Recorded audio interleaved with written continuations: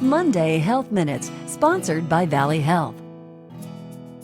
I'm Melanie Schaefer. This is Valley Health Minutes. We've all heard about attention deficit disorder, but what exactly is that? We are talking with Dr. David Oxley today. He's a clinical psychologist specializing in pediatric issues about the topic today. Tell us more about ADHD. What exactly is it? What can parents look for?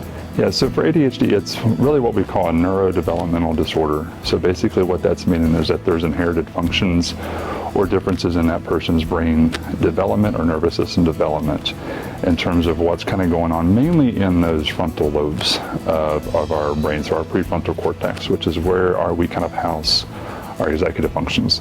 So that's kind of where we do a lot of our planning, organizing, decision making, regulating our emotions. So, adults and children, obviously that's what we're talking about, is those areas that they're not working as efficiently as they could. So for these kiddos, they're really having a hard time trying to focus when they need to, regulate their emotions when they get easily frustrated, or even trying to stay on task to complete what they need to do. And some of the signs parents can watch for when they're feeling that frustration. Sometimes people say, they're sort of all over the place. For sure. Yeah, and I think that one of the biggest differences I talk with my families about, it's not just about one symptom here or there. We can all have symptoms of ADHD at some point in time or another. We can definitely relate to those moments where we just have a period of forgetfulness or our focus isn't at its best. But for these kids, it really is more pervasive than that, where they're really checking off a lot of boxes, where they're not just having that poor attention span, but where they may be easily distracted, quite frequently, or they're just always off task and needing that guidance to get back to what they're doing, or even that hyperactive component where they're just very restless.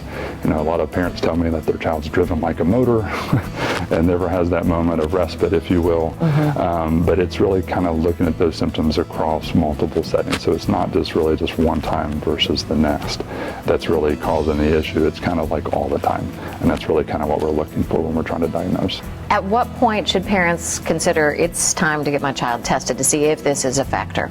Yeah, and I think that's a good question, because I think a lot of families, especially these days, are really hyper vigilant, trying to hopefully be ahead of the game. But that's, for me, when testing becomes relevant is when you're seeing a lot of these symptoms happen more often than not. So if you're seeing a child that's having maybe some poor focus in their math class, or they're struggling, just trying to get through that evening routine, if it's here or there, we consider that to be fairly typical. But if it's starting to kind of rear its head more than once, where it's like, every evening or every morning routine is a struggle just to be on task to get out the door, or that every class is starting to see that decline in their academic performance, or really starting to become a struggle with their social relationships even, because a lot of attention is really needed there as well, can really be a factor that we want to look for to say, hey, is there something else that needs to be done? Sometimes their teachers can give you clues too, what they're experiencing. Yeah, so and that too, I think speaks to it, is if they're having their own concerns at home, but then they're starting to hear from their teachers,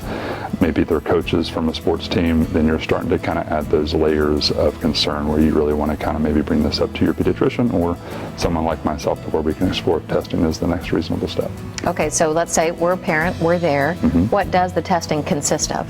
So the testing typically will consist of two really main phases, and one of that is the intellectual component, where we're kind of looking at that child's cognitive abilities and really seeing if there's any cognitive impairments there, because we want to rule that out. But also that kind of assessment lets us look at their strengths and weaknesses in terms of what that child is really working with.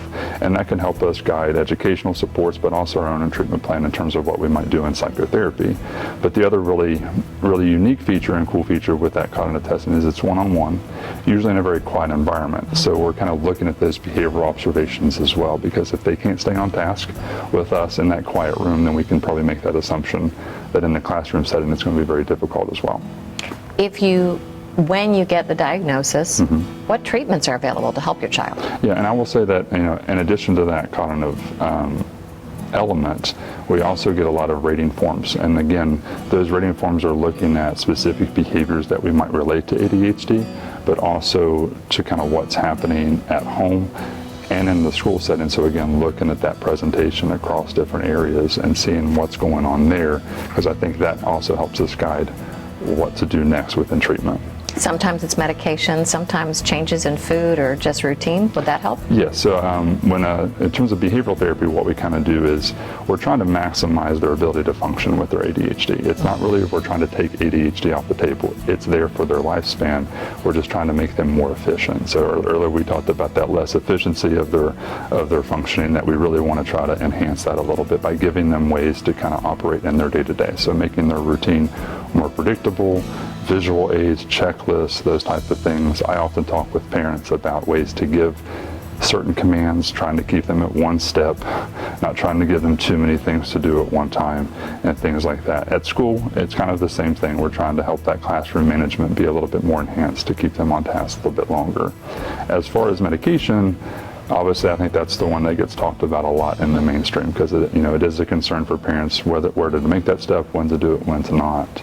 And for me, it really is, it's a personal choice, but for me, when I talk with my families, I'm really looking at two key areas when they should bring that up to their pediatrician. And the first one is really looking at their academic success. I mean, a lot of these children are inherently very resilient, and they can do really well on their own given the right tools. Be enhanced by that to get back on task and do well in those settings, but if those things are in place and they're still struggling, and we're kind of digging that theoretical hole with their grades kind of going down and down, that would be a red flag for me to be like, okay, hey, we've done what we can, structurally or behaviorally, but we're still not getting to where we want to be. So the medication might be a relevant place to talk about. Something to consider. Yeah, and the second one really comes down to these kids' self-esteem. I mean, I would say most often I talk with a lot of these kids, and they generally want to do what needs to be done, but they just struggle to do that day in and day out efficiently enough. And so one of my other things that I watch out for is that self-confidence and that self-esteem, that these kids can get in that mindset that no matter what I do, it's never good enough. And if we're kind of going down that alleyway, and again, we've had some of these supports in place and they're just not helping, then I think that would be another relevant time to talk with their pediatrician about medication. A lot to consider for parents. Dr. Oxley, thanks so much. I know ADHD is something all of us at one time think, is this something my family's dealing with? And you've answered a lot of questions. Awesome. Thank you so much. My pleasure. Thanks for being here for Valley Health Minutes. We'll see you next week.